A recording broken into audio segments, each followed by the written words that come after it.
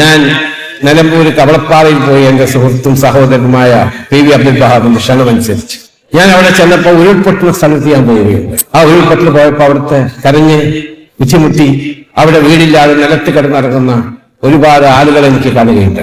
അവരെന്നോട് ആവശ്യപ്പെട്ടു. ഞാൻ പറഞ്ഞു ഞാൻ അവർക്ക് 20 വീട് വെച്ചു കൊടുക്കാറുണ്ട്. അവർക്കത് വളരെ സന്തോഷമാണ്. പിന്നെ അന്ന് രാത്രി ഞാൻ ഇങ്ങനെ വന്ന് കെടുക്കുമ്പോൾ എനിക്ക് അതെന്നെ ഇങ്ങനെ ഓർമ്മ വരിക. അവർ വീടില്ലായ്മ, അവർ ഓല വെച്ച് കെട്ടിയിട്ട് അവിടെ കെടുക്കുക, അവർക്ക് ടോയ്ലറ്റ് ഫെസിലിറ്റി ഇല്ല, അങ്ങനെയുള്ള ദുഃഖം എനിക്ക് വളരെയധികം ദുഃഖമുണ്ട്. ആയതുകൊണ്ട് ഞാൻ അന്ന് അവിടെ ഏറ്റുപോയ വീട് 20 നിന്ന് 30 വീടായി മാറ്റുകയും 30 വീട് കൊടുക്കാമെന്ന് എന്നെ കൊണ്ടുപോയ എന്റെ സുഹൃത്ത് സഹോദരൻ, ഞാൻ ബ്രദർ എന്ന് വിളിക്കുക, PV അബ്ദുൽ വഹാബ്, അവർക്ക് ഞാൻ ആ 30 വീടിന്റെ കാശ് ഇപ്പൊ കൊടുത്തു. അല്ലെങ്കിൽ പറയും മുസ്തഫലി പറഞ്ഞു പോയിട്ട് കാശ് കൊടുത്തില്ല.